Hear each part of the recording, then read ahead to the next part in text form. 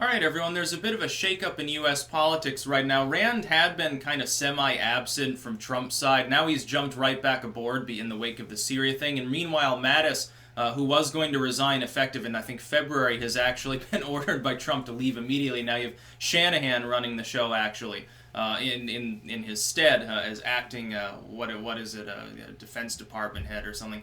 Anyway, I'm sad kind of to see Mattis go. And I know a lot of the people that are like, hardcore MAGA fans are like, oh no, fuck the globalists, like he wanted to stay in Syria. Okay, you were all singing his praises when he was first put in there. For the most part, it was understood, hey, Syria is sort of a low, it's not even boiling, it's just a low simmer as far as combat operations go.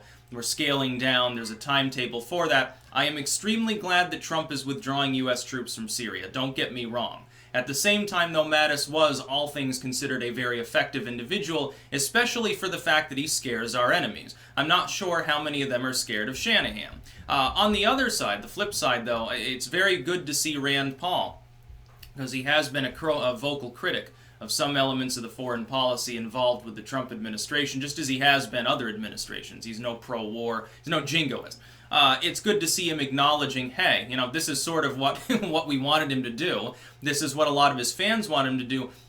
The new Republican Party, at least the partition of it that's like, Trump populist, MAGA hat wearer, is focused on border security, not providing security to Middle Eastern groups. There's no legitimate reason for us to be in Syria. The civil war there is fundamentally over. The FSA has lost.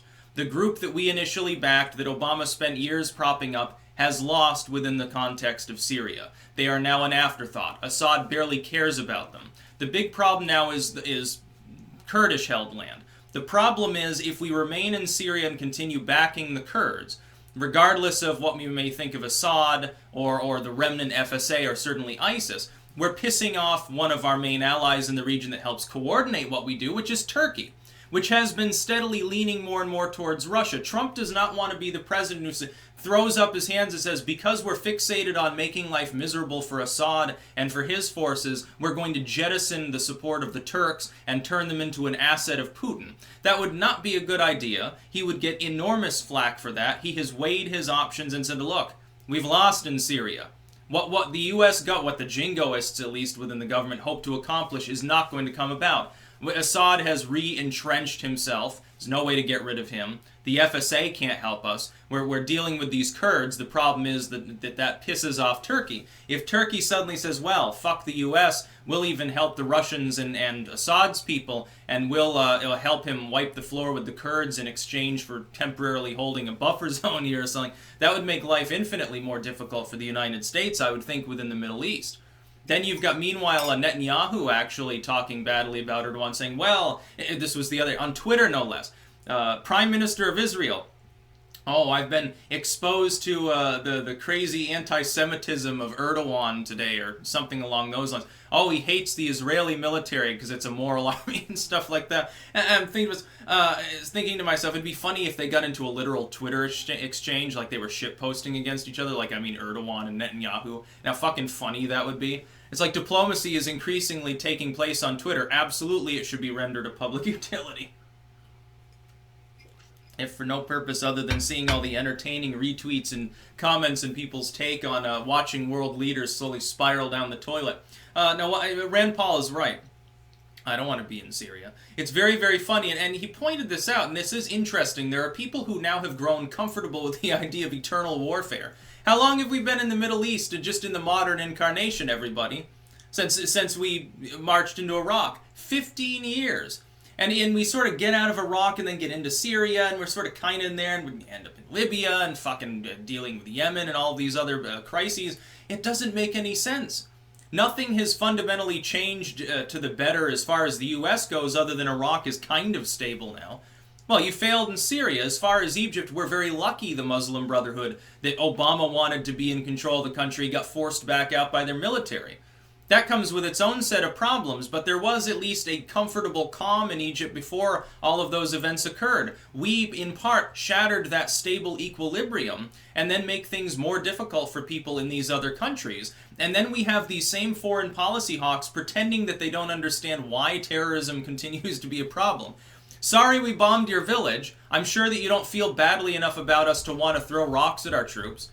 Sorry for killing, 3 or 4 of your relatives, for killing half of your schoolmates. We're sure you won't take up arms in sort of, your idea of liberation warfare. That's where the problem began in the first place. It's like people still think that Osama and 9/11 begins this. No. That's just the result of foreign policies that have been going on variously in different countries since the 1950s for the U.S. In the wake of World War II, the U.S. realized that ultimately the country that was able to more or less control fuel resources was head honcho for the next century. We realized that very early on, moved into a lot of these countries, post-colonialism occurs, maps are redrawn, the British especially install a bunch of puppets, essentially, even as their Commonwealth begins to deteriorate. And really what we're left with right now is the post-British world order that the U.S. has to try to stabilize. I don't have a problem with that. I do believe, Mattis alludes to this, having American hegemony in the world. I believe that's a good thing, if for no other reason than I happen to be an American. But if the only way you can achieve that is by bombing people's villages, spawning terrorists, and then endlessly ending up in their countries one by one, slowly destroying their cultures and then turning them into weird puppet states that are always dysfunctional, what the fuck is the point?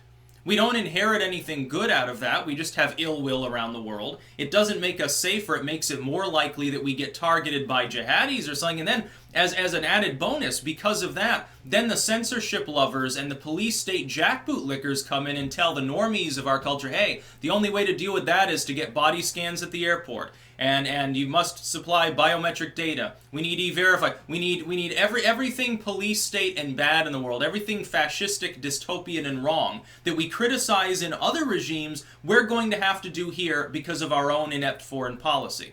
Rand Paul is objectively right when it comes to these things. The people saying, well, we withdraw, might have some problems. You sound exactly like George W. Bush when he said we have to fight him over there, otherwise we have to fight him over here. You sound exactly the same as George W. Bush when he said, mission accomplished, don't worry, victory's on the horizon, and then 10 years later we're still cleaning up our mess.